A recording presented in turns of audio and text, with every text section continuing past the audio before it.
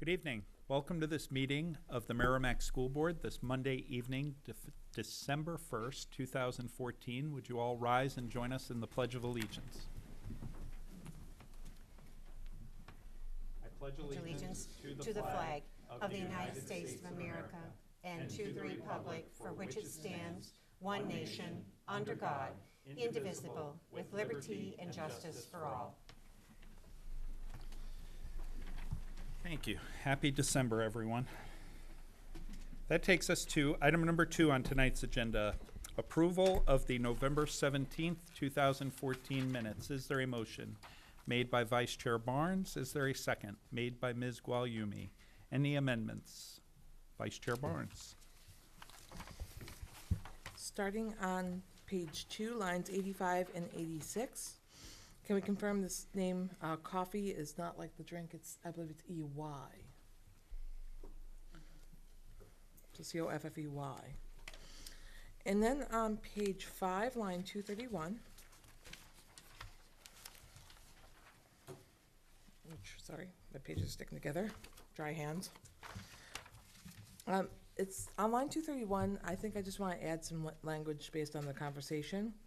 So it says, will be a realistic timeline to see improvements in the scores based on the new testing platform starting this year, and other data points will not be viable in establishing a trend line for growth. So it wasn't that we were going to wait 7 years for improvement, it's that you can't measure the past because of the platform of the old testing. So I expect we'll grow steadily throughout that time. Thanks. Any other amendments? Okay, I don't have many. Page 4, line 178, I just think we need a couple of words. The last sentence, she asked about the status of them at the middle school, if we can insert the words at the. And then, I believe I had one other. Maybe not. That's all that I had. That was quick. So with no further amendments, we'll put the minutes to a vote. All those in favor of approving the minutes of the November 17th, 2014 meeting as amended, signify by saying aye. Aye. Aye. Opposed? None. That motion carries 5-0-0. That takes us to item number 3 on tonight's agenda, public participation. This is an opportunity for the public to address the board. All we ask is that you come to the microphone and state your name and address for the record. Is there anyone looking to address the board under public participation? Okay, seeing none, we will close public participation and we'll move to item 4, acceptance of gifts and grants under $5,000. Business Administrator Matt Chevenel. Thank you very much. This evening we have a gift to Merrimack High School. The name on it says Geik Antler, 121 Riverfront Drive, Manchester, New Hampshire.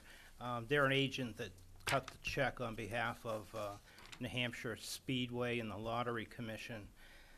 This is for Mr. Vandekar being named the All-Star Educator Award, and the amount is $3,000, and it's to be used for the school district to honor Mr. Vandekar, and will be dedicated to the Voc Ed department where he now teaches. Thank you. Wonderful. Thank you. Is there a motion? Vice Chair Barnes. I move that we approve the gift from GYK Antler, which is Griffin, York, and Krause. Thank you. It's a marketing firm. So GYK Antler for the amount of $3,000 for the Merrimack High School. Thank you. Is there a second? Made by Mr. Schneider. All those in favor signify by saying aye. Aye. Opposed? None. The motion carries 5-0-0 with our thanks. And that takes us to item number 5, the consent agenda. Dr. Mark McLaughlin. Thank you. On consent tonight is the approval of student use of information technology policy. Is there a motion? Mr. Schneider. I move that we approve the policy, the student use of information technology. Thank you. Is there a second? Made by Ms. Guagliumi. All those in favor signify by saying aye. That carries 5-0-0. Which takes us now to item number 6, award recognition for Students Against Destructive Decisions, or SAD. I would invite to the table educator Amy Larkin Perez and students Emily Duval, Jennifer Mulligan, Megan Murphy, Renee Murray, Allison Poudret, and Ariel Wigand. Hopefully I got all those names correct.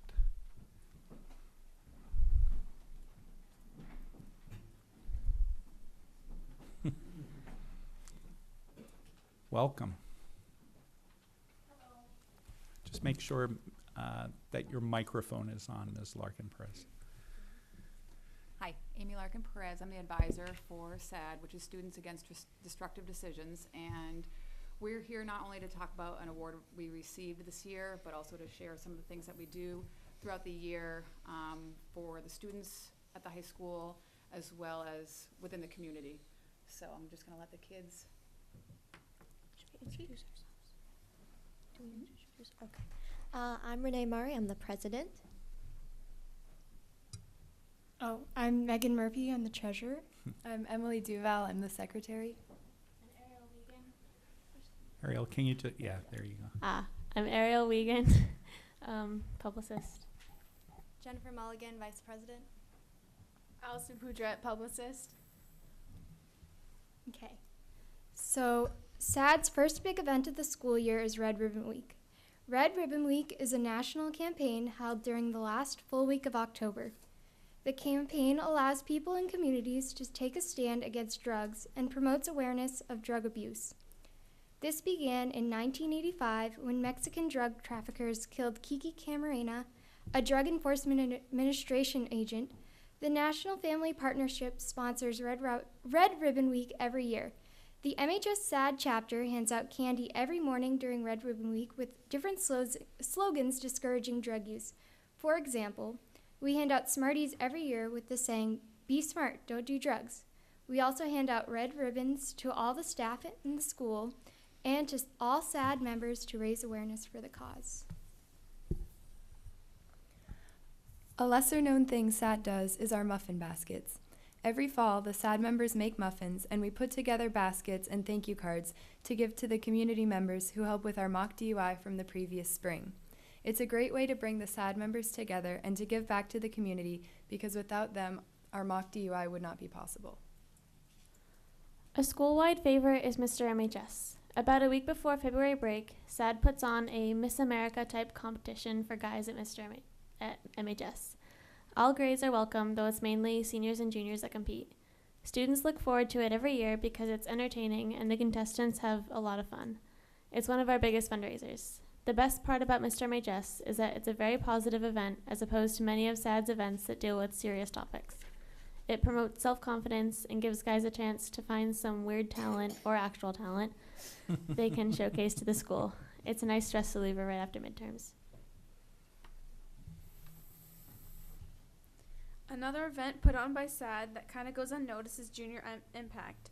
In the spring, we have a speaker come the day of junior prom to talk to the junior class about effects of drunk driving. It tends to be overshadowed and forgotten because of the excitement of prom, but it's still an important event. The purpose of the speaker is to encourage students to make good choices when they go to prom that weekend. It's also a precursor in some ways to the mock DUI put on for the seniors. By far our biggest event is the senior mock DUI. Each spring a date is chosen to put on a mock car crash in which a student dies in a drunk driving accident. Seniors in SAD play the drunk driver, the victim, and other passengers. It's incredibly moving and feels almost real in the moment. The seniors are not made aware of when the crash will occur because it adds to the suddenness of a real car crash. The entire community comes together to put on this event that takes months to plan and organize. The amount of work that goes into the mock DUI is incredible, and it only lasts a few hours. Without the help of the support of the community, this event would never be possible. All of the events mentioned before contributed to MHS SAD receiving the 2014 Youth in Action Award from New Futures. The award is given to a person or group that demonstrates a strong push to their community to make good decisions. MHS SAD was recognized for our strong impact on students and our message to make smart decisions. Also, 2 of our previous members, Nick Masella and Adam Floyd, who graduated last year, took a stand against a Senate bill that would allow alcohol to be promoted on billboards. Nick and Adam believed it was wrong to advertise alcohol on billboards, so they went to the House Commerce and Consumer Affairs to testify against the bill. Their testimonies were the reason the Senate turned around and killed the bill that was supposed to pass. This award and letter from Kelly Ayotte is a testament to the work of SAD and how it has reached people not only at a town level but also at a state level. Thank you. That's wonderful. Congratulations on the award. And I'm happy to see so many women in a leadership position in a club like this. Are there, you mentioned the gentlemen's names who were graduated seniors. Do you have any men in your group? Any boys? We do actually have a lot more males this year in SAD than we have in previous years. Last year we had, I think, 4. And this year there was a huge outpouring of males that came, which is awesome. So we have a lot more guys this year. Wonderful. That's great. I congratulate you. And if you're up for it, maybe the board has some comments or questions for you. Go ahead. Mr. Powell. Well, I want to also congratulate you on the awards and the accolades that you received. I know the work that you have done, and I applaud it. I have taken part in the mock DUI in years past. I haven't recently, and it is a very powerful event. And I wish that we could get more people to experience it, if you will. I'm excited to hear that you have an event for the juniors at prom as well, because I had always said the mock DUI shouldn't be held off for senior year. It should be held earlier. So I'm very happy to hear that you guys have rolled it down to the lower age groups. And I, for one, I think I speak for the board here without reservation that if there's anything that we can do to assist you with any of your ventures in the future, please don't hesitate to ask us. We'll be more than happy to. Thank you. Yeah, listening to the speaker at the Junior Impact is mandatory the day of prom, since prom is usually booked for a Saturday and pushed to a Friday. Students go periods 1 through 4 and then go to the speaker, usually 3rd and 4th period, I believe. And if they don't go to that Junior Impact, they are not allowed into prom, so they have to be there. Excellent. Vice Chair Barnes, you had your hand up. I did. And I know that you've been active for a number of years, and you actually participated in suiting up Mac the Moose for a fall festival a few years ago. So some of your membership, not that I'm saying he's not a real moose, because he really is, but you are also a nice extension for our Merrimack Safeguard, which is obviously something the district is very involved with. So you've been a great support system for that. I believe you've worked on floats July 4th. So you really do take it as a year-round responsibility to put out a good and positive message, and that shouldn't go unnoticed either, because summers are tough for you guys to get free time, I know. So thank you for all you do. Thank you for being positive role models amongst your classmates in a very peer-pressured environment sometimes. You're definitely great examples, and we appreciate what you're doing to represent our district on such a high note. Thank you. Any other questions or comment from the board? I would echo what my colleagues have said.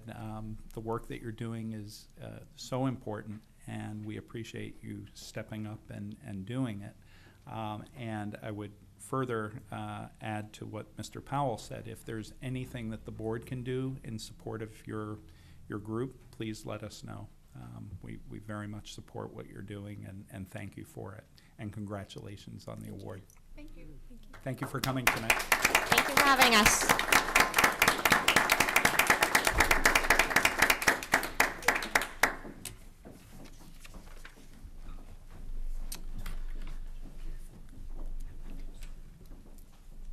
That might be a tough one to follow.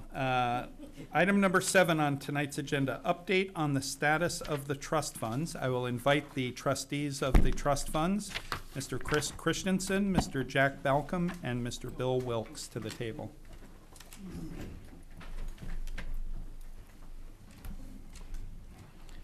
And as the gentlemen are getting set, I'll just add a little preface. It's been a common occurrence on a regular basis for the trustees of the trust funds to come before the board and provide an update. A number of the trust funds are related to the school district specifically. Most recently, the trustees have helped to renovate libraries at a couple of the elementary schools, and so Mr. Christensen had asked if it was about time that they came back, and I was more than happy to invite them to come and share what's going on with the trust funds. So welcome. Thank you. Thank you very much for inviting us. I'm Chris Christensen. I sort of act as the chairman, although I think officially my title is secretary to the trust funds. On my left is Bill Wilkes, and on my right is Jack Balcom, who I think you all know from his days as a school board member. So there are 3 trustees. We have 3-year terms, alternating or rotating, so there's one person up for election at each town meeting in the spring. Our function is to manage town funds, both those that are expendable and those that are non-expendable. I'll get to that in a second. But the expendable funds are capital reserve funds, which you all deal with on a routine basis. You put money in, you take money out, and long-term savings account. So we handle that or manage those funds, and I'm not going to discuss those in great detail because you're all pretty familiar with them. We have about $10 million in capital reserve funds between the school, the town, and the Merrimack Village District. We also have what are, and those are, as I say, expendable funds. We also have what are known as permanent funds, and those are the ones that are listed in the handouts that we gave you for your packets. So if you look at those packets and you draw a big black, make it 2 big black lines down the middle of the page vertically. On the left-hand side, it says principal. That part cannot be expended. But the interest and growth from, or interest and dividends from those funds moves onto the right-hand side of your page, and that's expendable. Those forms that you see are the ones that are used to report to the state and to the town council, and they're also audited by the town auditors, although I know your auditors go over them as well. So that audit occurs annually. And we have about, in market value, about $5.4 million in funding there. You notice that, and some of this I know is for the audience at home, a lot of the money that's in those funds is for perpetual care at cemeteries, and there's also money that has been left to the town for the benefit of the library, some for the benefit of the fire department, and some for the schools, and we also have some scholarship funds. A unique one is the Watkins Forest, and Jack's going to talk about that in just a minute, and Bill is going to talk a little bit about our investments just to kind of give an overall view. So I think I'm going to turn over to Bill first, and Good just evening, kind of an everyone. overview. Just to tell you a little background on our investments, we are primarily invested in US-based companies. We look for companies that pay reasonable, safe dividends, not the highest necessarily, but strong dividend payers that have long histories of paying dividends and increasing dividends over time. We're very careful to make sure that we look over a long period of history to see that these companies are able to cover their dividends on a regular basis. So we don't go and maybe get a company that would be paying a 5 or 6% dividend, and let's say that's $1, and they're only making 90 cents. That doesn't last very long. So we're very careful to choose extremely strong companies. A lot of them are names that everybody would be familiar with in this room, including companies like Procter & Gamble, 3M, Coca-Cola, Royal Dutch Petroleum, TD Bank, and so forth. You're not going to see in any of our holdings companies like Google or Facebook. Those are highly speculative from our perspective, and they don't pay a dividend. So we would not be investing in those type of companies. Again, I said they're mostly US-based companies. However, we do have some. I did mention Royal Dutch Petroleum, which is a European company. I mentioned TD Bank, which is a Canadian company. So we selectively look outside of the US if we see companies that we think have strong performance and prospects. Chris told you what the balances were. As of, just to give you a little bit of short history, in June of 2008, the balance of these funds was $3.5 million, and essentially on October 31st of this year, the balance was almost $5.5 million. Chris said 5.4. I rounded up, 5.5 million.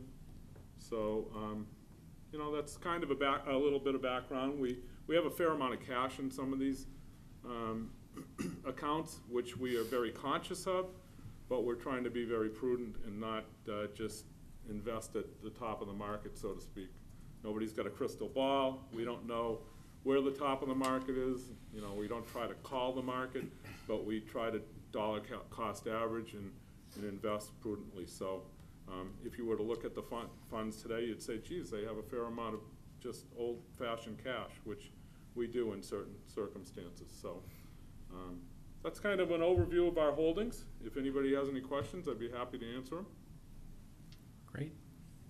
Any questions? Vice Chair Barnes. Have any of the dividends over the past few years been reinvested in principal, or have they all been dispersed for projects? Well, go ahead. I'm going to say neither. Okay. Dividends, stock dividends get reinvested in principal. Cash dividends move over to the income side, and that's what we're required to do. Now, the second part of your question, have they all been spent on projects? No. That's why we're here, to let you people know that we do have some money available. Okay. Great. Any other questions? Mr. Powell. I see that you've highlighted some of the funds that are specific for the school. I don't see the Master Cola Fund. Is that part of this someplace else, or? Yes, it is. It's not highlighted. It's on Fund D. And it would be right above the Town Forest, the Watkins Town Forest highlighted line. And I apologize for not highlighting it. Which brings us to a good point. Why don't we let Jack talk a little bit about the Watkins Forest, because that plays into some of these other things, and then we'll take overall questions on I on all of those apologize, things. gentlemen, if maybe I'm the only one, but on that page for Fund D, I'm seeing the Watkins prize speaker and prize spelling, but I don't see the forest.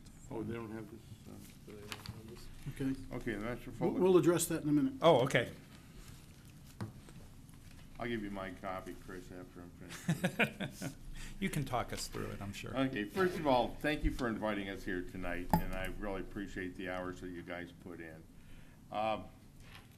Chris has already gone over who we are, and Bill's already gone over what we invest in, and sometimes you think we're hoarding the money, but basically we're encouraging you to let it grow. Let us keep it invested.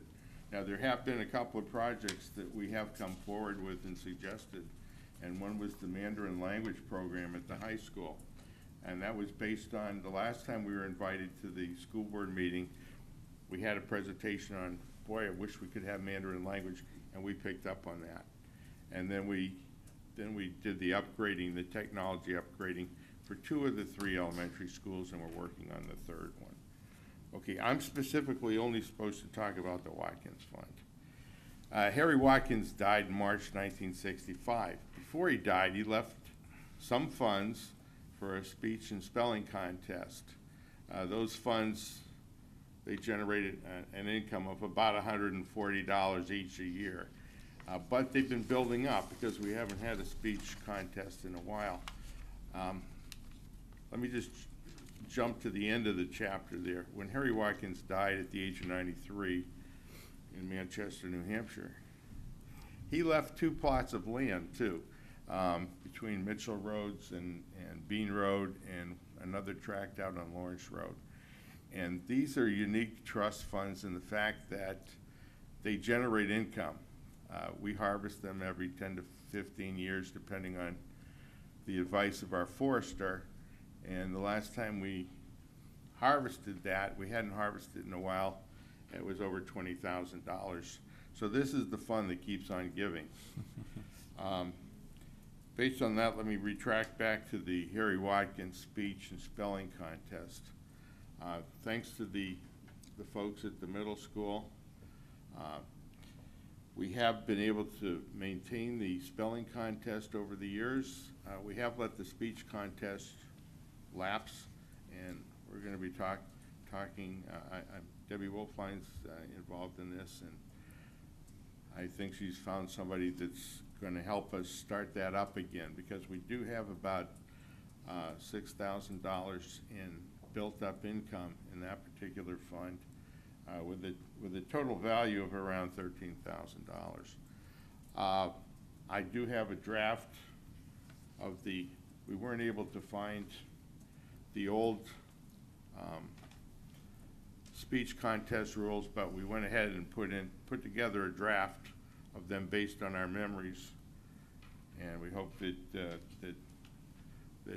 Debbie and her folks will take this and work on it and come up with a new and improved speech contest that will integrate into the national speech contest, because I know the spelling contest integrates into that. Based on that, are there any questions on the Watkins Trust? Any questions from the board on the Watkins Trust? I see none. Let me expand on that just a little bit. Sure. My apologies, I sent you a form that did not include the last lines on the Watkins Forest income. And you have a copy of that? You want to read the amount? Just read the summary. Give it to Chris. Well, yeah, you can give it to him after you read the number Okay. for everybody else. As far as the forest or the Master Cola Fund? Just the Forest Fund. Oh, the forest funds. Okay, the Watkins Town Forest funds for the benefit of the school in town, or, I'm sorry, for the school. Is that right? Has about $90,000 on the income side accumulated. I didn't think it had that. Oh, Oh, there you go, okay. sorry about that. So that's the summary. It's about $96,000 on the income side of that fund, and on the Master Cola Fund, So there's 41,000. $41,000. So. That's accumulated income. The value is much greater. So, yeah, as Bill mentioned, just for maybe too much information, he mentioned we have about $5.4 million in market value. And our cost basis for that, which is what most of our accounting is that you're looking at, is about $3.3 million. But you can't say that the income side is 1.6 times the cost basis, because the income side resides or carries mostly cash, whereas the principal is almost entirely invested in equities and has a little bit more fluctuation. So that's kind of misleading, but certainly for the numbers of things that you see on the reports we gave you, you can see there is some available funds there for specific purposes, and we'd be happy to talk about those as needs arise. We know we're coming up to talk about a library in beginning of the year, or third library, as the case may be. And that's a great thing. And I want to remind some of you who haven't been on the board for so long, some years back, we used to pay the school the earnings from each of these funds roughly around June 15th. On June 15th, you can't spend the money. All you can do with it is, I say we, I wasn't a trustee then. All you can do with it is declare it to be surplus, and it goes back to the town to adjust the tax rate. It wasn't enough to make an impact on the tax rate. But the school students weren't getting any benefit out of it either. So that's one of the reasons we sat down with Marge and Matt and the trustees at the time and said, you know, if we can do a little bit different plan and look for some larger projects and accumulate a little bit of money, then we can do some really nice things for the school instead of just saying, well, we knocked the tax rate down 1/4 cent. Yep. So that's why you see some of this accumulation. But we know if we make $30,000 in a year, next year we're gonna spend between $60,000 and $70,000 for Thornton's Ferry Library. So it seems to be a much more flexible and rewarding procedure that we can really, all of us in the room, grasp and work with. Yeah.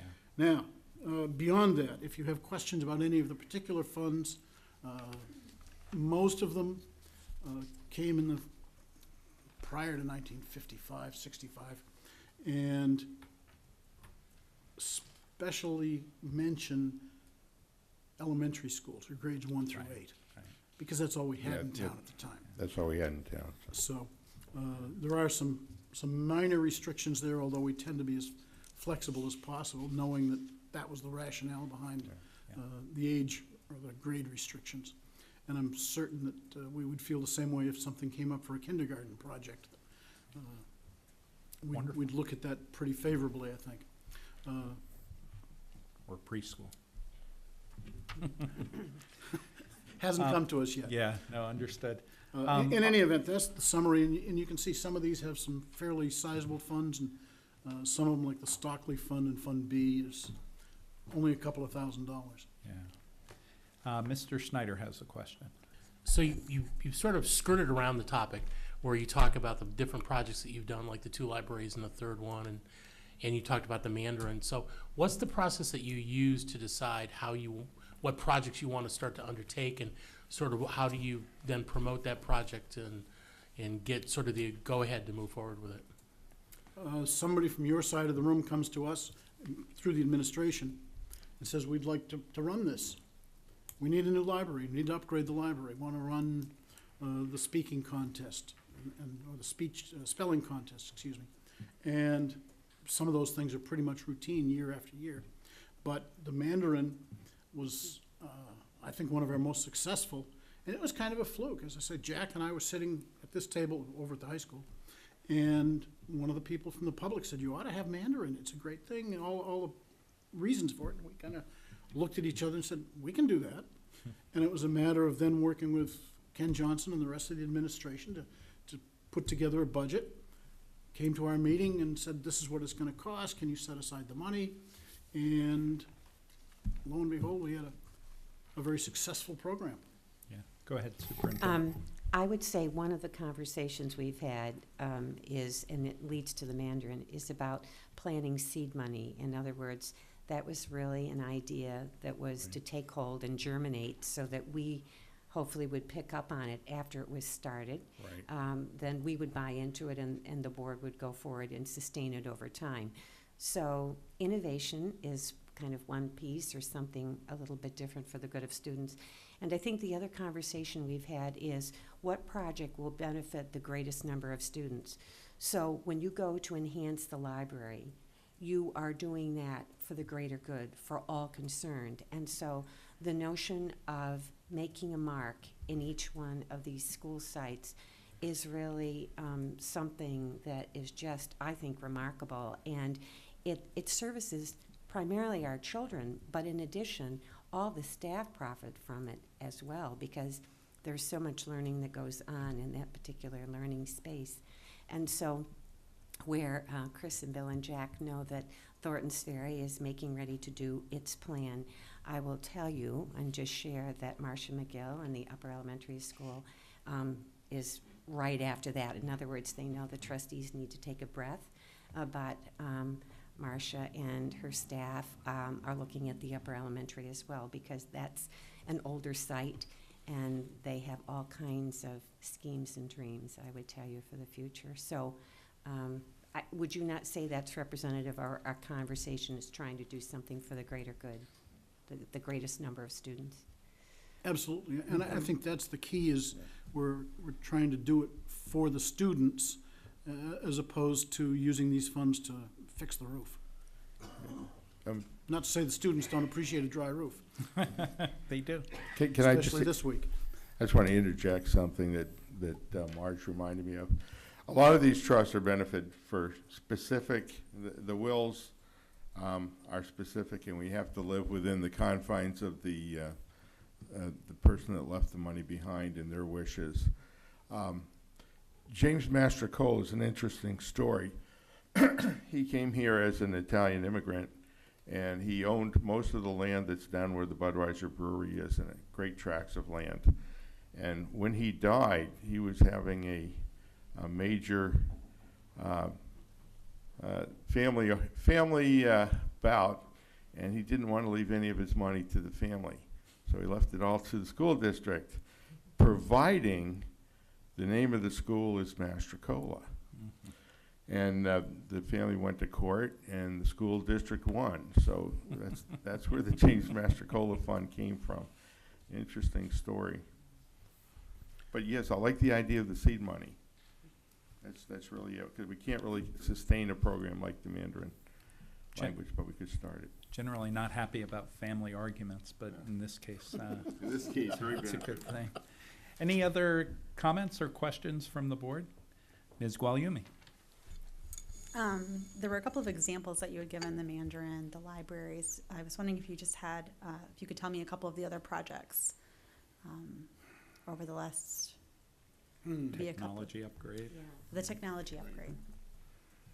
Yeah, massive technology upgrade at the high school, and also things like the butterfly garden down at Reed's Ferry. When different teachers have come to us for different things, they weren't as large as the Mandarin program, but in the past, I mean, the Smith Gym, I guess at the middle school, came out of the Mastrocola Fund, things like that. Really neat, cool stuff. Thank you. Any other comment or question? I would like to say how happy I am that in those years past that you were able to change the process of returning the money to the district in June and letting it grow, because it has allowed for these types of fantastic projects. I mean, really renovative projects in these libraries, as we've seen. And so, you know, the Mandarin program, the success there that we've had in, you know, giving that a jump start, really piloting something that took hold, has really benefited the students.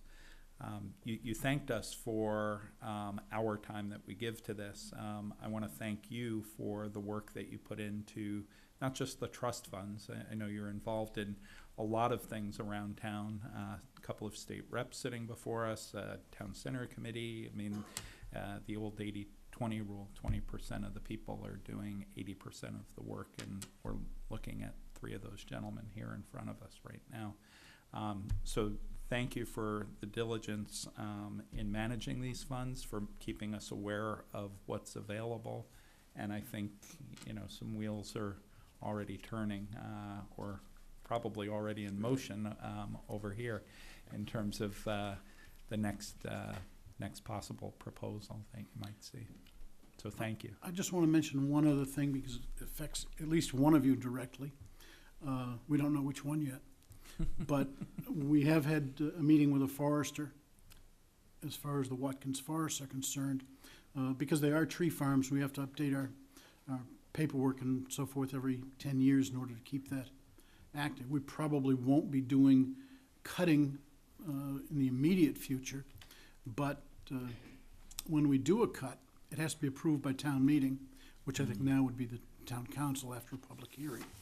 But the will specifies that a member of the school board be a member of the cutting committee to oversee the cut. So when we get to that, if one of you is a forestry major, I started a or knows how to lumberjack whittle. beard. Does that count? We'll be looking for somebody maybe next year. Yeah, Shannon actually lives in the forest.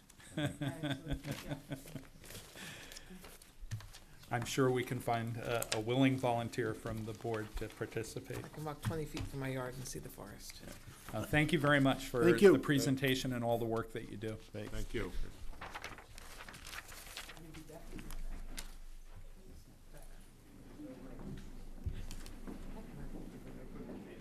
Okay. We'll introduce them too. Okay.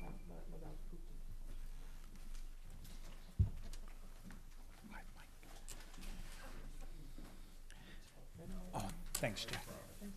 You're the man. Thank you. That takes us to item number 8 on tonight's agenda, focus on family and consumer science programs at Merrimack Middle School and Merrimack High School. And I will look to Assistant Superintendent Dr. Mark McLaughlin. I welcome you up. So I'm pleased tonight to have members of our family and consumer science programs to speak with you this evening. Coming to the tables? Sure, okay. Very good. So glad that they pushed those back. Yeah, just, there you go, don't jam fingers. There we go. Fantastic. So on the far right is Ann Bergeron from Merrimack Middle School.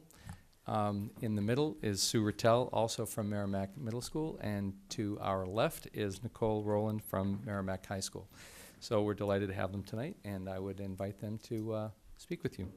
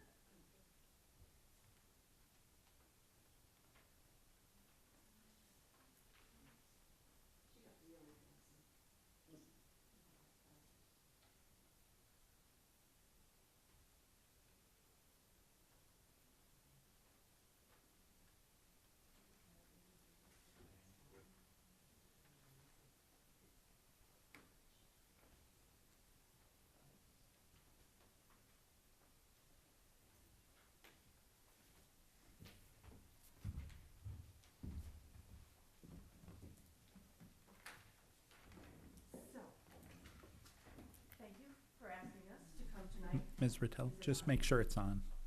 No, it's not. There we go. Thank you for asking us to come tonight to present our program to you. We appreciate the fact that Merrimack has kept Family and Consumer Science program running while many other districts have not. Family and Consumer Sciences is going through some major changes in trying to help society realize how important our subject is and why it shouldn't be ignored. Students going out into the world are going out into the world with very few practical living skills. FACS is no longer the home economics classes that teach girls how to be a good housewife. It actually has not been that way since the 70s, but many people cannot look beyond their own past experiences. So the New Hampshire Family and Consumer Science Association is working very hard right now to develop new curriculum with the state DOE and standards that show that FACS really can be a part of the Common Core, and the state has decided not to cut the program from the state. So thank you to Merrimack for continuing to see that we are important after all. Merrimack has had its own issues with FACS classes and declining enrollments. This shows the necessity of working on the curriculum to modernize our current classes. When the new middle school was built, the district decided to try a new approach to our classes, which included major changes in our presentation through technology. The PITSCO Synergistics program provided both our room and the Tech Ed room with a way of teaching more than one subject area at the same time with self-directed computer modules, which Ron and Sue described to you last year. So you have an idea of how our class works. Ours include a module about career exploration, families, life skills, which is about teen issues and how to solve them, early childhood development and how to care for children while being an entrepreneur and starting your own business, interior design, breakfast, microwave, and snack nutrition, baking and measurement, and sewing and design. We have 12 modules which work with 2 students each, so we have to get creative when the class size goes over 24. Due to the limited time we spend with each group of students, which is 1/4 or about 10 weeks, Students are only able to complete 5 or 6 of these modules by the time they leave 8th grade. We have worked with Tech Ed over the last couple of years in shortening the orientation program that Pittsco provided for us, because we found that, well, it was downright boring, and the kids lost their interest as it went on. I mean, it had a lot of good information, but they wanted to really get to work. And so what Sue and Ron and Ann and I have done is shortened it, maybe not gotten them onto the computer to do it. We go through the vocabulary that's required, and it's worked really, really well to shorten that. And that gives them more time to do another actual module instead of this orientation stuff. And I think you'd agree that it works pretty well. It does work very well. So we try to be sure that everyone gets at least one cooking module so that they are exposed to measuring, some kitchen safety and cleanup skills, but that is all it is, really, is exposure. They are also exposed to learning some communication skills in the family's life skills and career modules, which we find is really a good thing for them. Some basic sewing skills, and then basic child development information. As of right now, we have 11 modules working, with interior design stumbling along on its Windows 2000 computer, and really stumbling. After our power outage over the weekend, whoa, it was so slow this morning. It was really a tough day. It has been a bit of a struggle in these last few years because of the software and hardware being so outdated, but the students still enjoy trying to get through as many modules as they can. In order to successfully work with the 12 modules, Ann and I must split the responsibilities in the room, where she helps mainly in the sewing modules with all the needle threading and knot tying, and I manage the cooking modules by getting out the food and supplies when needed. We both travel around the room almost continuously, checking work, fixing computer issues, asking assessment questions, and making sure everyone stays on task. The most exciting modules for the children are the cooking modules, of course, because they get to eat. They learn how a microwave works, other than just reheating foods and defrosting. And even the paras comment on that I never knew you could really actually cook on a microwave. Making healthy smoothies, nacho chips from scratch, making breakfasts, muffins in the microwave, and healthy veggies and dip. Learning to do their own dishes and clean up is mind-boggling for some. And they learned that measuring is important if you want your food to taste good.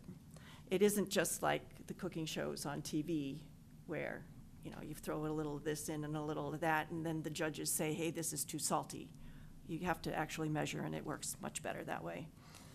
The other favorite module is the sewing module, because it is so rewarding to make something yourself and that you can take home and use. And we brought a couple of examples of what they do. They hand stitch around the design. It's technically called trapunto, to have the design puff out. And then they basically know how to use the sewing machine. They know how to run it. They don't really have time to learn to thread and really function on it, but they do have a good project to take home. Let's see. Another very important part of learning at the synergistics modules is that of collaboration and cooperation, because they have to work as a partner, as a team. This year we decided to ask the students to write a reflection about what they have learned and enjoyed during their time in our classroom. And Ann is going to read you some of those reflections. And a couple of them really show the collaboration and the friendships that can form. So at the end of the quarter. Yours is not on either. That microphone is on as well. Yep. There we go. At the end of the quarter, I said to them, I want you to sit down and I want you to do some thinking. And I want you to reflect and tell me, what did you learn in the modules? And these are some of the things that I got. What I liked about FACS was that we learned things you wouldn't normally learn in a regular classroom. One thing I didn't like about FACS is that how little time we seem to have in this class. In FACS, I've learned so much about how to live. I hope to see myself in the future with my own home, with a family, taking care of each other. As fun as these things are, though, I think it's important for kids to learn, and I wish they carried this kind of class into the high school. Most kids won't bother learning this stuff on their own, even if it's important. But I think the one that got me the most was this one. I cannot even pinpoint just one thing that I learned this quarter. My learning varies from physical development in early childhood to packing brown sugar in baking and measuring, although I think the most valuable life skill I learned was compassion and cooperation. My partner for baking and measurement was very different from me. Starting, I didn't even know any of the module would work out. I tend to be organized, so when I found myself pulling extra weight, I wasn't thrilled. I was used to everyone doing exactly their fair share of work. In the end, I formed a friendship with someone I never thought I could. What I learned this quarter in facts, I will carry with me always. And that's pretty much what says it for me. That one really struck a chord. It was awesome. And she was not actually the only one that said things like that. They complain about working with someone they don't know, especially in the 7th grade, because they're in a mixed group that they haven't been with before. And they learned that, you know, everybody's a human being and everybody has something to share, and we can work together no matter what. Dr. McLaughlin asked us to show how our scales work has been integrated into our classroom. This has actually been a challenge for us because the modules already have individually set goals, assessments, and evaluations for the students' work. It is also difficult to set learning targets for the entire class when each pair is working on a different subject area. But we've made some general goals for the class, including working on general vocabulary. So there have been things that we've been able to do to coordinate things with our scales work. The PITSCO module system it makes every effort to match the modules with Common Core standards in STEM and to use essential standards as assessments in their presentations. The information they present is valuable but limited, and there is not a lot of repetition or use of the learned information to be sure that learning has really taken place. Especially because the kids want to do more modules. So they don't want to take the time to go back and make sure that they've learned things. So there's that pressure to do as many modules as possible. The hands-on activities within the modules are also valuable, but in a 7-day cycle, there's not much time to go back and fix mistakes and try again. Because of the limited time we have available with the students, choosing a smaller number of subjects could benefit the children more with a more thorough teaching of the individual skills. And so what we're basically saying here is maybe rather than doing 12 separate modules, it would be better to choose some that fit some more specific standards, still have the computers and the modules available, but really concentrate on specific standards, essential standards that we feel are going to be more worthwhile. And then, therefore, the students would be also be better prepared for NCLOS classes at the high school. So that's what we have. We'd like to thank you again for allowing us to present our program, because I don't know that this has ever happened before. In Ann's 34 years here, she doesn't remember ever coming to the board to present what we think is extremely important for kids to have. Well, we're happy to have you. I did write on the page a little bit of an overview of some of the modules that we're thinking about, and you know, you can do that with that what you'd like. The Great. pictures that we included are pictures of some of the different projects that the kids are doing and they've done in the past. And Kira, of course, can give you a personal feeling of how the modules work. I still have my fax pillow on my bed. I put it on there every morning. I've heard a few kids have taken them to school, so. I'm impressed by those pillows, Oh, gosh, because I recall having made one that was cloth with some felt cutouts that I sewed on that looked nothing like that. Yeah. Those are very nice. Thank you. So, Ms. Rowland, would you like to share with us what's going on at the high school with family and consumer science? My name is Nicole Rowland. Can you hear me okay? This Yes. is my second year at the high school, a wonderful school district. I've been very impressed. Some of the things, so thank you for listening, taking the time to meet with us.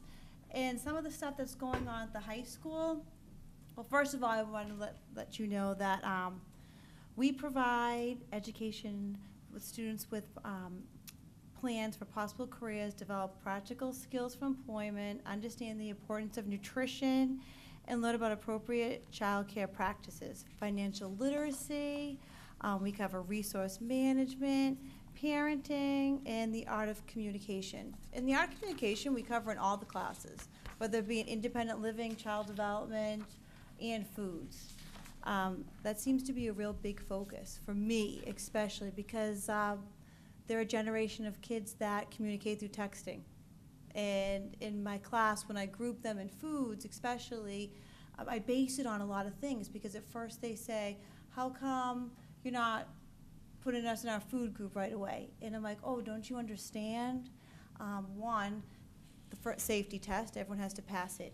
Two, for the first 2 to 3 weeks, I listen to all your conversations, and I watch you, and I see who gets along, who doesn't. I look at my kids that need more help, and then I base it on a lot. It's not just, all right, we're going to put so-and-so here. And then I also ask them if they have any concerns with anyone in the class. The classes allow students to develop teamwork, leadership, technology skills that enable them to become high-level critical thinkers in order to meet personal, family, career, community challenges that they'll face in their adult life. I'm really surprised at a lot of the stuff that the kids aren't familiar with or don't know, like how to flip a pancake. Something as simple as that, or so some things that I just assume as a teacher and a parent of a high school kid that they would know, like not to use liquid measurement to measure dry ingredients, stuff like that, that they'll take with them throughout their life. At the moment, there's 3 classes available at the high school level. So there's foods and nutrition, independent living, and child development. As I continue to develop these curriculums, I'm very proud of the progress that the kids have made over the past year. I am really into community service. Always have been. In my old school district I was, because that is how people are going to know who we are, what we do. It's very hard for administration, superintendent, anyone to see everything that we do on a daily basis. So my kids are always donating something. So this year, the past year, we did empty bowls. We made soup for the fundraiser. We just finished the King Arthur Flour Learn, Bake, Share program. They made biscuits for the St. James Food Pantry. We made over 75 bags worth of rolls that were going out to with the baskets they were sending. At open house, my students, we always make something like bread, so when parents come, some of them come right from work. My students usually will stand there, and they'll see what we do. Oh wow, at Foods class they make pumpkin bread, or they'll get an idea. Parent-teacher conferences, we also, because it's a long night for a lot of parents, we always supply something. Last year, my child development students volunteered at the Master Cola, which I think is wonderful, and I'm really hoping to do it this year, because I think one of the biggest challenges, and I see it, my daughter's a junior in a different school district, is she's thinking about going to school for teaching. So she has not taken child development. They don't have a program where she goes down to visit the elementary school, so she has no idea. And I said, well, what if you go to college and you major in that, and then you do your practicum, and then you figure this is not really what I wanted. So last year, on our block days, the kids went down to Master Cola and volunteered in a classroom. I'm hoping to implement that again this year. Next semester, my numbers are high in child development, so I'm going to see if I can kind of switch it up and send them some to the upper elementary, some to the lower, maybe some to the daycare center over there. So that was a huge success last year. The kids really loved it. Recently, they just made cakes for the craft fair, the senior class came to us and asked us if we would donate, so we did. In the spring, there's going to be a fashion show that they've already come to me to ask if we would do a cake, which is great because I loved doing cakes with my students because a lot of them are thinking about going into careers because they all watch the TV shows. And then after we make fondant, we make cakes, some of them tend to have a different opinion because they watch the TV shows and think, well, on Cake Boss, they get cake done in an hour, and why is it taking us 45 minutes to make fondant? Do they know that bakers wake up at 3 a.m.? Yes. Yeah. Exactly. They've made children's books. We make muffins that we donate to our school nurse for when children have to take medication, or if a child is sick and they're in the office, they have something, a healthy snack to provide them with. So those are some of the things that we do. I'm hoping next year to do, every class do some form of community service. On the second page, the pictures are just some of the community service projects that they've done, like the cakes that they donated. Last year, I made sure every student went home with a cookie tray for their family. So I've done that throughout my teaching career. During the holidays, the students always went home with something that, because not every child has the money to purchase gifts, so they always went home. They'll go home with something. So last year they made cookie trays. They made the baskets.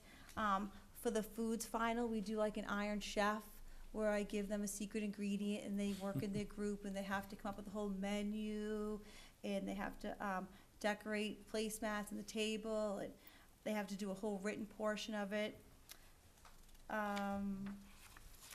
Now, that is their final. So like last year, their secret ingredient was lemons and cheese. So the classes I teach, like I said, consists of foods, nutrition, independent living, child development. My numbers are really growing this year. I think in the past, typically they had 16 kids in food, so right now I'm at 20. Next semester, I think I'm at 20. I have 18 in child development. So I'm really trying to grow the program. And there's a brief description of, like, we focus a lot on safety and sanitation in the foods lab.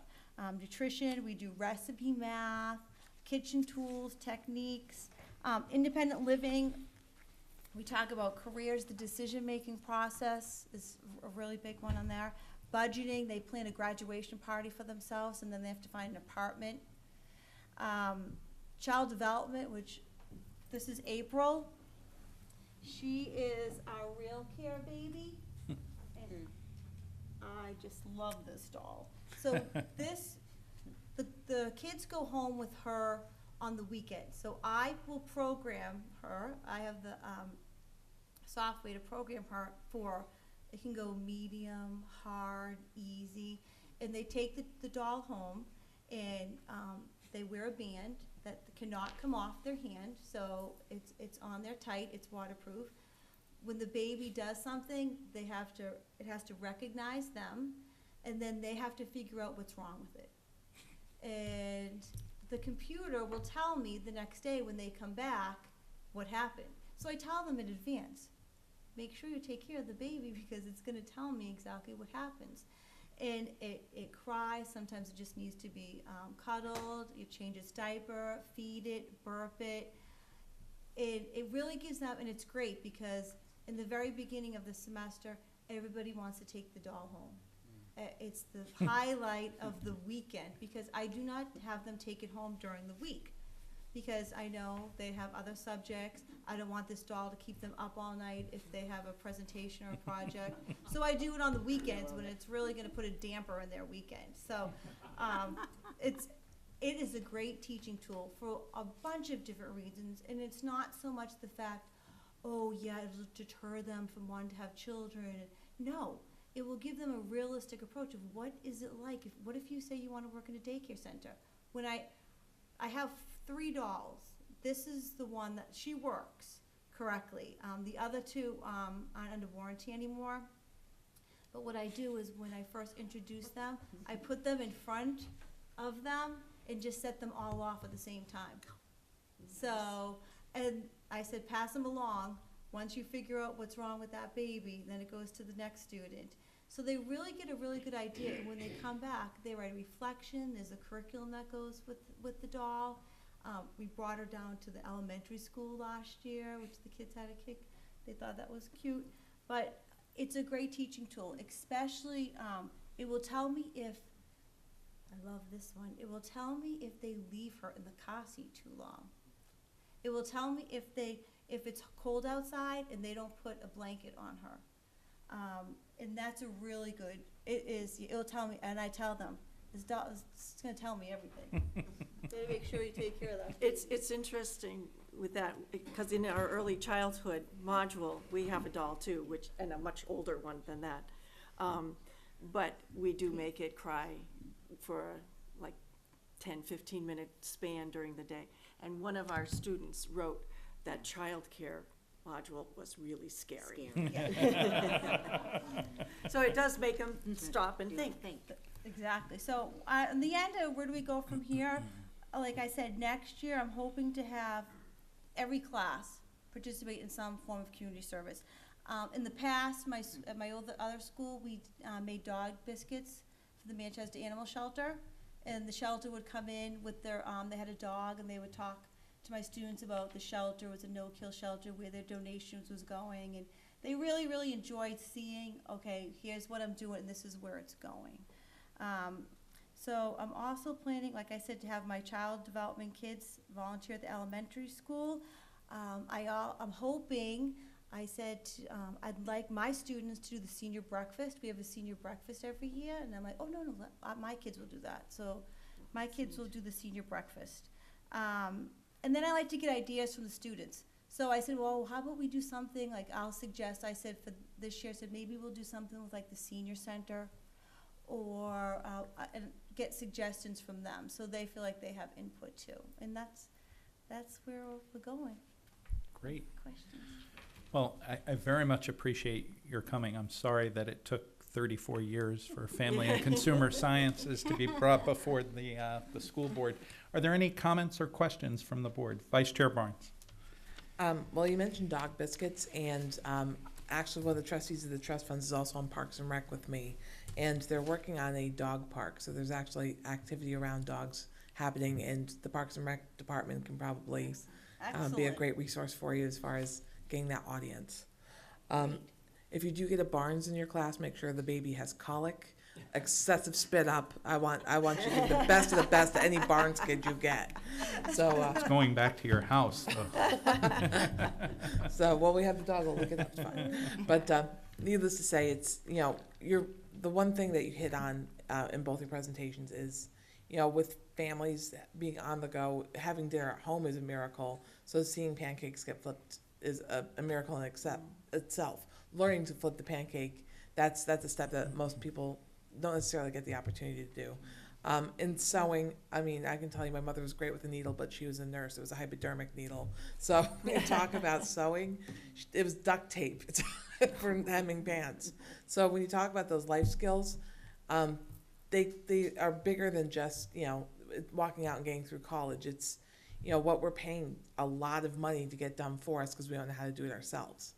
I mean, I do own a sewing machine that's never left the box because I had hope. But you're right, I can't even get the bobbin things going, so I just put it back. When you have a 6th grade boy stand in front of a sink and say, what do I do now? Yeah. Like, you wash the dish, and, you know, you have to connect a cloth to the dish with hot soapy water on it and, like, rub it in order to make it come clean. You know, what we all think is like just, you But know. takeout containers, you don't need to do that, you see. Right. You throw away the lean cuisine box, I guess. The Chinese box, yeah. But honestly, it's a forgotten art. And so it's enlightening that there is still a high demand and need for it. When it comes to middle school, I did have one question. You mentioned 10 weeks. Is it 1 quarter over the 2 years or 1 quarter each year? 1 quarter each year. Great, okay, because that wasn't clear to me, I just want to make sure. So that was my big question. And But there's each a lot. module takes 7 to 10 days. Okay. So. So 2 school weeks. Right, and because there's 3 days 1 week and 4 days the next week, so it's hard to squeeze in 3. Gotcha. And we try really hard to get 3 modules in each year. Excellent. But it doesn't always. doesn't really happen. But Well, it's enlightening for us, definitely, you know, the constraints and what you do bring to the table, so thank you very much. thank you. Thank you. Mr. Schneider.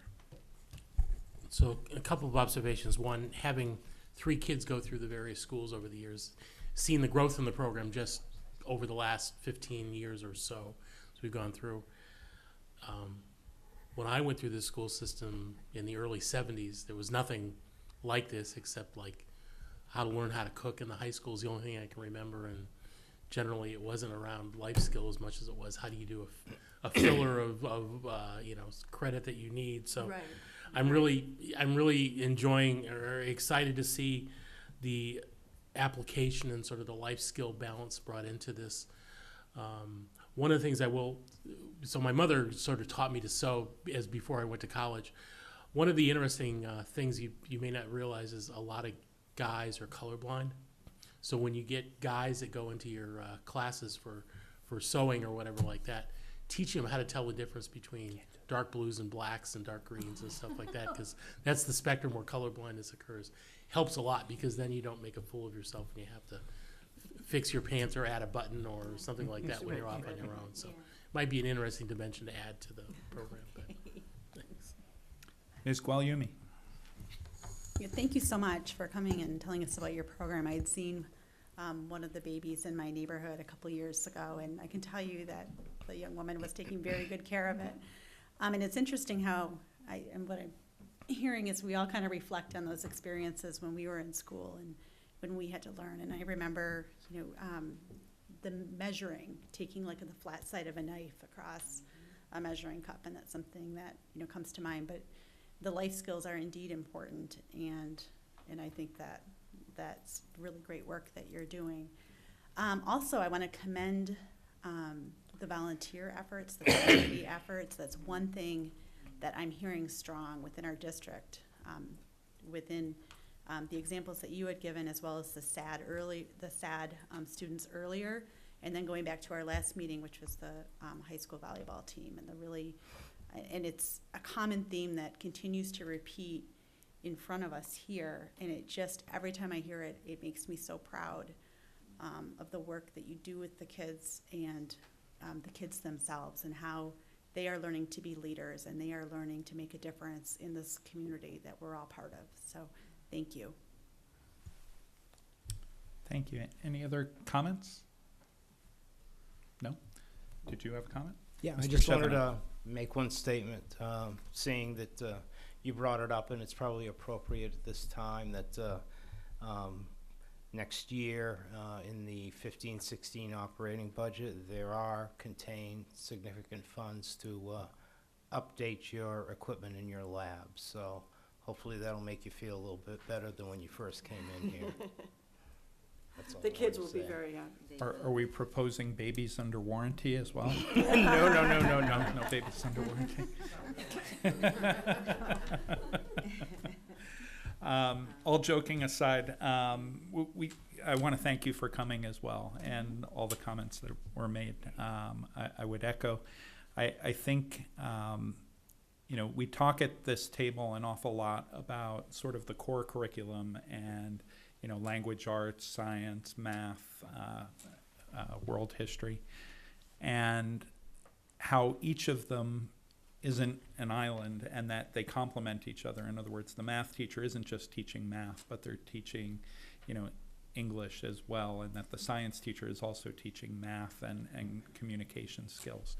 And I see what you're doing as being supportive as well of those skills. There's an aspect of science and math and communication in the work that you're doing in the classrooms. And so, as much as we can tie all of these topics in to the real world applications that you're teaching these students. Ms. Gualiumi mentioned the importance of community service and volunteering and giving back, and how that's a skill that makes kids leaders, or at least valuable community members.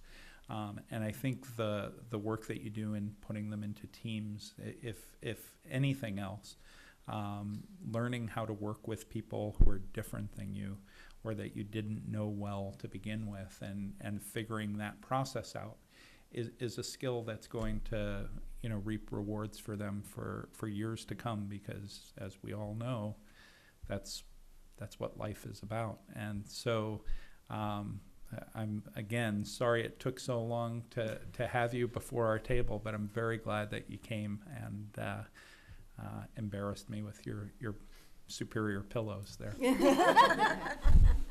So thank you very much. Thank you. Thank you.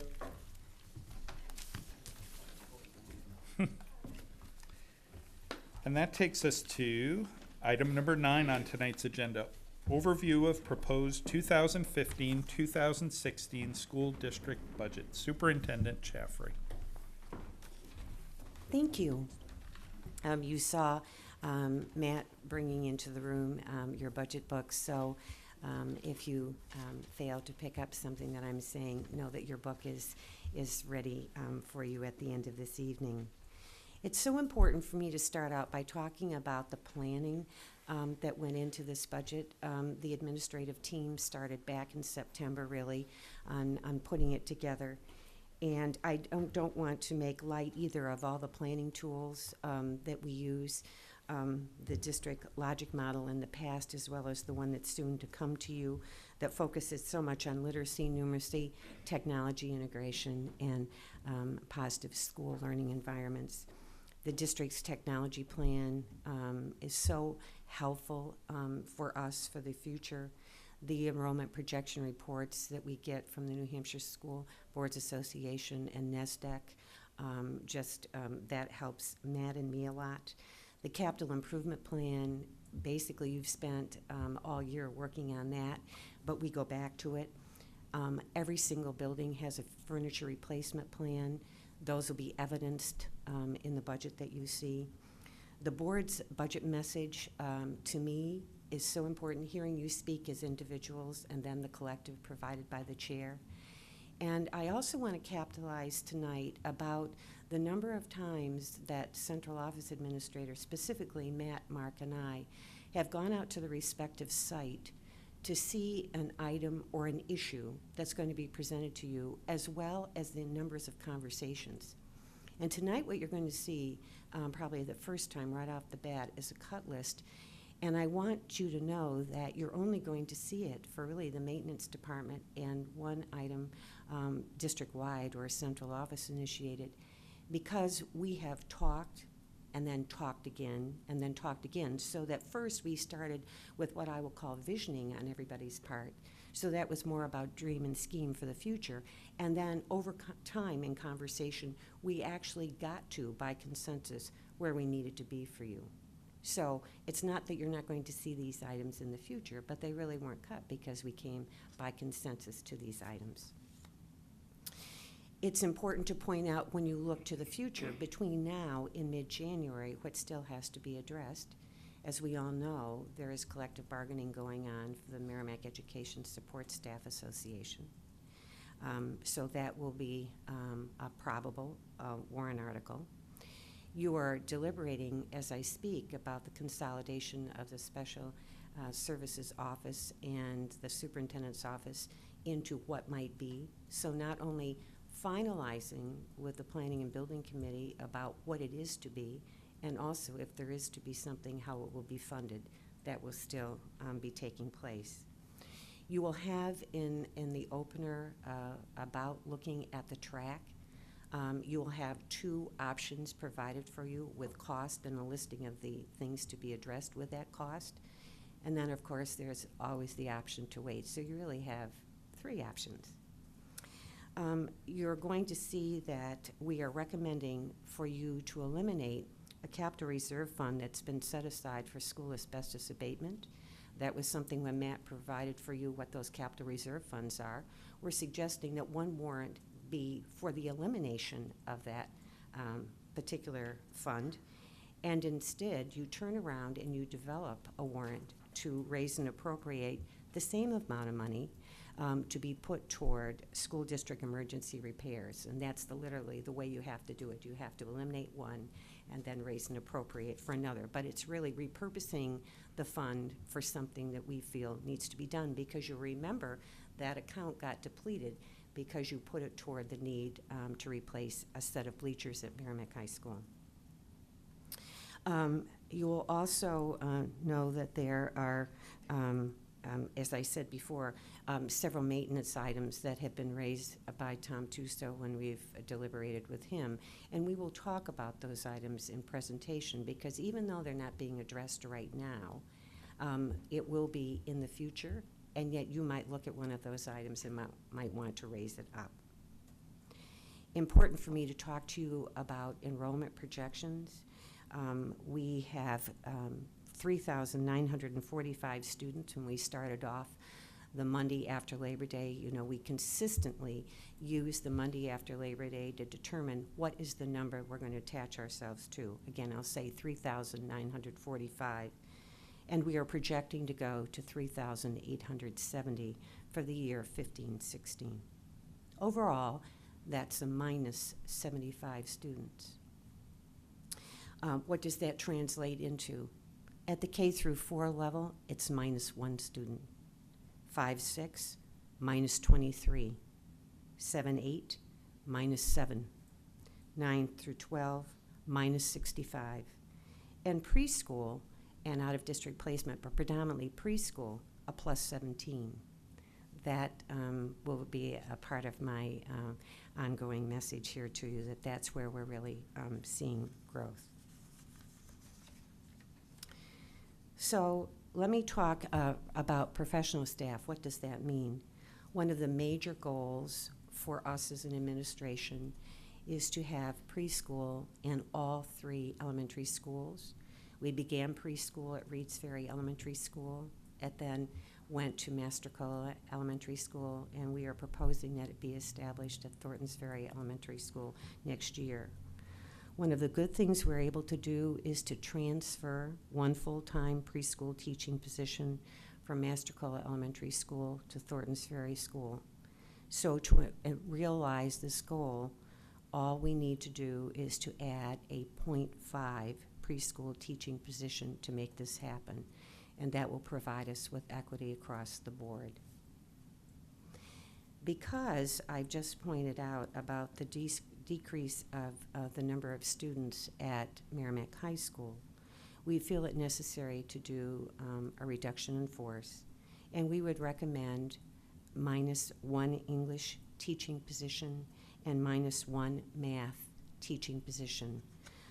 We have projected into next year class sizes, and I think it's important for you to know that the freshman class is going to number about 283 students. So this is the beginning of having a cohort that's less than 300. We have those cohorts right now in 1 through 4, 6, 8, and so it's going to begin to play itself out at the high school. What we experienced, you recall, over time at the elementary is now rolling up to the high school. For personnel for support staff, let me go back to the preschool. Again, we are able to transfer 2 full-time paraeducator positions to Thorntons Ferry from Mastercola. So that full room, you hear the full-time teacher and the 2 full-time paras, that's just a transfer. But again, for the half-time teaching position, we need to add to that 2.5 para educators. So you can see that you've got a whole and 2 whole paras, a half teaching position and 2 half paras. Also, district-wide, we are recommending that we add 1 computer technician position with a focus specifically at the elementary level. You are going to hear Director Nancy Rose talk about the need for this. I'm sure that Matt will weigh in on this, because right now we have 1 computer technician servicing the district. And what is happening, because we have so many people now that have gotten into technology integration, that when there needs to be troubleshooting or whatever, what's happening is the educators are going to the education technology integrator, who is instructing our children at the elementary levels. They have to either stop their instruction or give up their planning time to be able to help the educator that needs help, or it goes to the librarian, or in some cases it goes to the library assistant. It's just ineffective. And again, we are committed to technology integration and usage, and therefore we feel its time has come. In addition, not only will Nancy and Matt speak about this, but when we get the 3 elementary principals, they will weigh in too. Salary-wise, the Merrimack School Board has a negotiated agreement with the Merrimack Teachers Association, so the 3rd year of the 3-year agreement has already been put into the budget. Interestingly, when we look at the budget as a whole, there are at least 4 areas that loom large. One is health coverage. The guaranteed maximum rate, you know, in health is 4.4% more than the cost in 2014-15, which translates into $223,277, or I call that about $250,000 more. New Hampshire retirement costs for both professional staff and classified staff continues to increase year to year. When we just focus in on the professional staff itself, it's up more than 10%, or translated $437,347. So just in taking those 2 items together, you're about at $750,000. And so I'm just wanting you to see, you know, there are some givens before we even get into those things that we think we need to operate. When we look at classroom instruction, you've heard me talk about furniture replacement across the board. Every building has a plan. You're going to see that referenced. You've already heard tonight Merrimack Middle School talk about the family and consumer modules. Last year, we focused on technology education. This year, we're focusing on family and consumer science. Believe it or not, they're 10 years old. It doesn't seem possible. Matt was the one that really helped the school get these modules in its beginning, and it just doesn't seem possible that a decade's gone by. We've got an outlay for texts. I want to point those out because at Merrimack Middle School, you will see texts being purchased for earth science, which goes right along with the curriculum development that you've been hearing about as the Science Committee has come before you.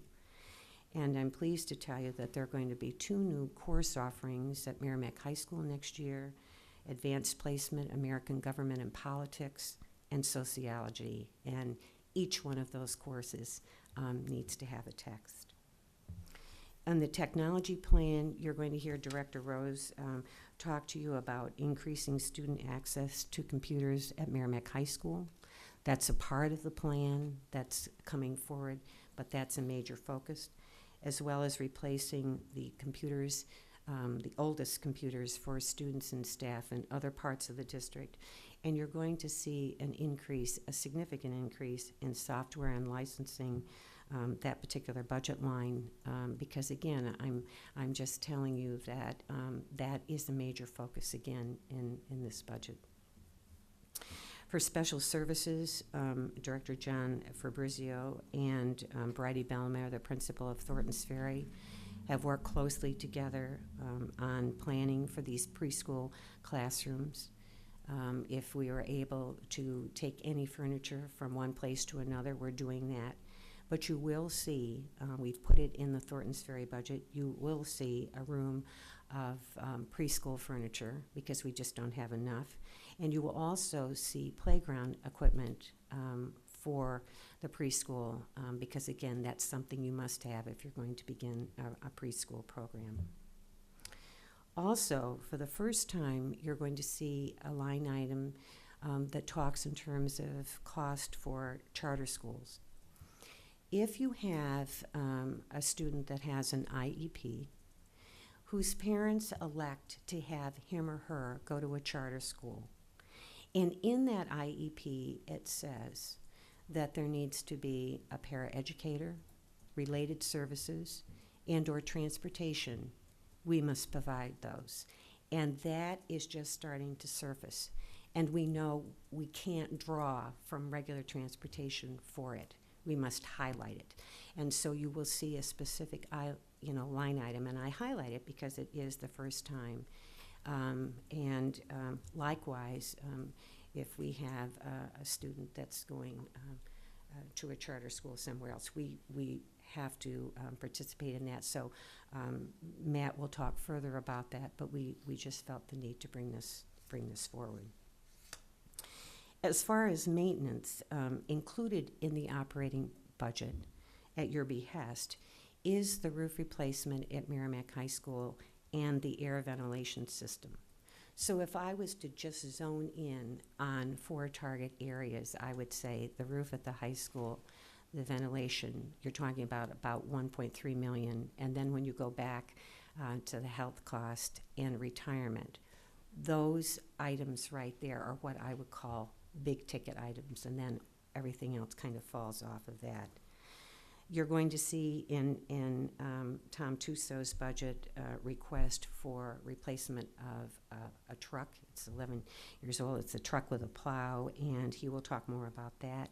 And because the trustees were coming tonight, you will note that there is a carpet for the library at Thornton's Ferry School, because the hope is that that would be replaced in the operating budget, and then they will come and provide funds for the rest of the renovation. So that is very much an overview of the budget. So let me tell you what it comes to now with number. The 2015-16 proposed administrative budget is $71,252,545.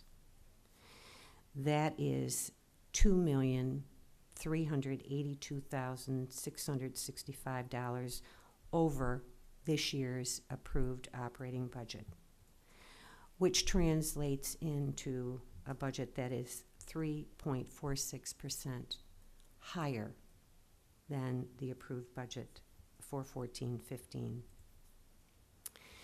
I also want you to know that Matt's prepared the default budget for 15-16. Let me give you that amount. It is $71,005,822. The proposed administrative budget is $246,723 more than the default. So as I said, your budget books will be ready for you as you leave. And I want you to know that we will begin talking about the particular department's budgets on December 15th, specifically food service and maintenance. So if you wanted to focus in on a particular areas, those would be the 2 areas to look at. Thank you. Any comments? We need to see the books. I would just add the following. I appreciate the work that administration has gone through in order to prepare this budget. I also recognize that the guidance that we gave administration, we also threw in a number of asks late in the process related to, for instance, the high school track and other things that, people are trying to take into account, not to mention the significant increases, as we know, to the retirement and healthcare accounts. And so I think, we've certainly got our work cut out for us, but I think based on the description of the budget, due diligence has gone into looking at what areas of the budget can contract and which ones do we need to expand upon. We will get our books tonight. The books are available for the budget committee tomorrow, and I believe the budget will be put online probably this evening, if it isn't already. The budget was put online at exactly 7:35. Wonderful. Yes.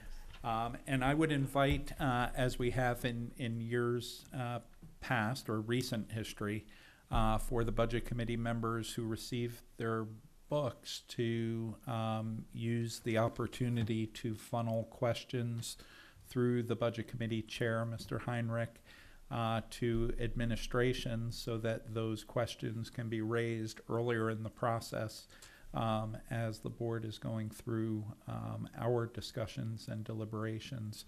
I found in the past that helped both our discussion, and I think it helped to kind of accelerate and move the process along as we went through.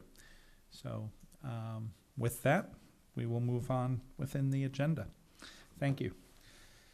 That takes us to item number 10, other correspondence. There was one letter came to the board from a parent who was disappointed in the board's response to the science kneecap scores at our last meeting as presented. Is there any other correspondence? Yes, Ms. Crowley. I was given a printout from the sheet from where we bought our bleachers, and it was pointed out to me that the color that we got was a completely different color than the one that we ordered, that we originally talked about at our student congress meeting. We got like a dark navy blue, and we ordered the royal blue. So I just wanted to bring that up for your attention, and I am hoping to talk to you about that afterwards. Wonderful. Thanks. Topic that just won't end. Bleacher colors. No, thank you. And I would add, as we move down through the agenda, we'll move to comments. Vice Chair Barnes, myself, Mr. Chevenel, and Mr. Tuso very much appreciated the invitation to the Student Congress. We appreciated you coming. We talked about it after you left, but it's tough presenting in front of a bunch of high school students in the morning, and we really appreciate you coming in and taking the time to talk to us about our problems. Wonderful. The group was very engaged. They asked great questions. In fact, one of the questions the students asked, was, what happened to the material for the bleachers, that were taken out? Were they reused, recycled, et cetera? And Mr. Tuso and Mr. Chevenel answered the question, and I pointed out that student asked a question that a school board member, in fact, asked when we were deliberating over the topic. And so I would say the caliber of discussion was solid, and it was a lot of fun, actually. If I could add, this is the second time I've been in front of the student council. First time was with Nancy Rose and Mark Bowman talking about technology. So whenever you want to invite us, I really had a great time talking to the kids. I think, I can get out from my little hovel down in the basement and actually meet students is very invigorating for me. So, I'm here at your pleasure. Wonderful. Well, it is the charge, right? It is our mission. At the end of the day, they're our ultimate customer. So seeing them and hearing what they have to say is important. Any other comments from the board? Seeing none, we'll move to item number 11, new business. Any new business? Seeing none, we'll move to item 12, committee reports. I was going to thank you again for visiting the Student Congress, and we're probably going to ask you to come back in the future. Another topic of discussion is that sophomore semi is this Friday at the cafeteria. Wonderful. Any other committee reports? Mr. Schneider.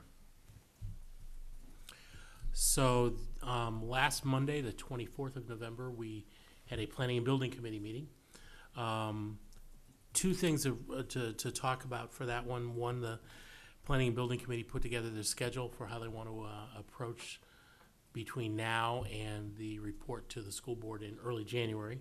I meant to print it out and bring it with me. I know that Chris, you got a copy of that from the chair, but needless to say, there's very aggressive milestones in terms of like creating a video around it, being able to gather the data around the different options for the building, One of the requests out of that meeting was, as we discussed, it was discussed by Chairman Hendricks at the table in front of us, was a potential mismatch of the space needs for central office and whether the JMU's was properly spec'd out for those space needs. So I know I gave you we're going to ask a clarifying question to the NESDEC team specifically on that one topic.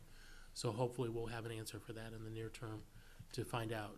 But sort of taking that data and feeding it into the Planning and Building Committee's report is what they're planning to do. So they've got a series of meetings set up through December and into January, a lot of working meetings. As actions come in, I'll try to feed them in through the board, through you, and as it goes along. But I believe by middle of January, they're looking to come in front with their preliminary report and come up with a plan on how we move forward. So. Great. And I sent the clarifying question that you sent to me to Mr. Kennedy at NESDEC today, so hopefully we get a response soon. Any other committee reports? Vice Chair Barnes.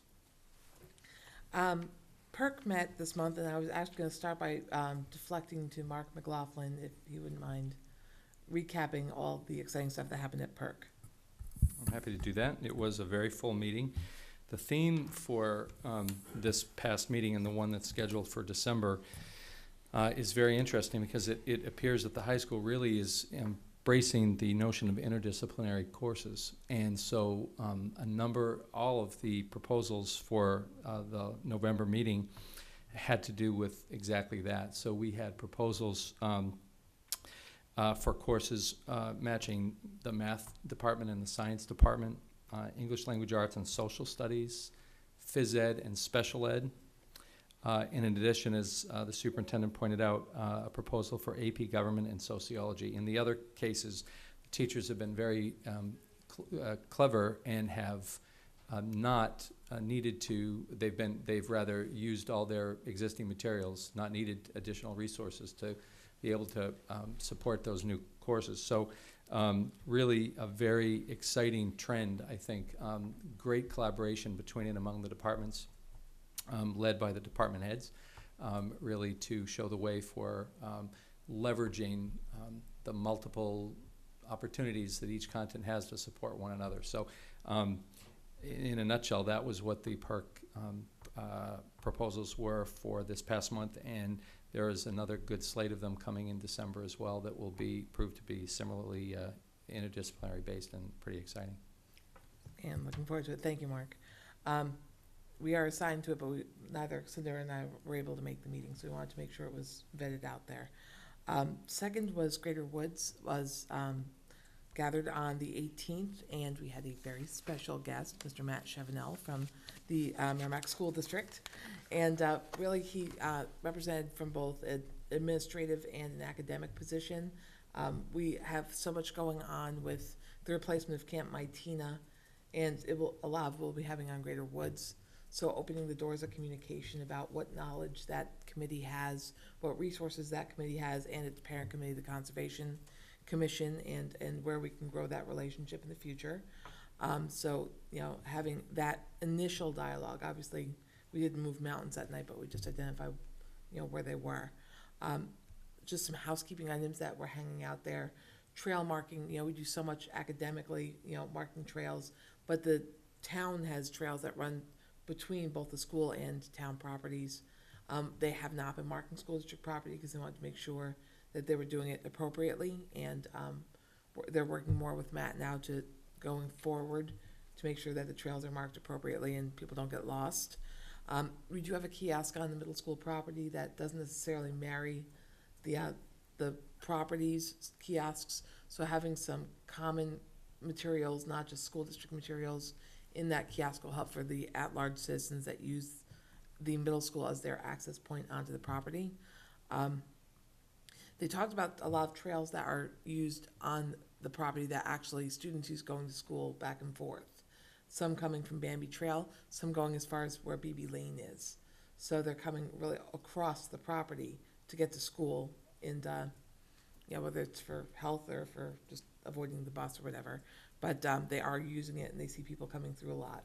So making sure that we have good communication, with the committee and also maybe some safety ideas as well. They came up with some resources that we could, as a district, can get either, low cost or no cost, including something called Project Learning Tree, which can help to, certify teaching of what's out in nature and identifying and building, and marrying it to our curriculum. So, there was a lot covered in one night, but there's a lot more to be said.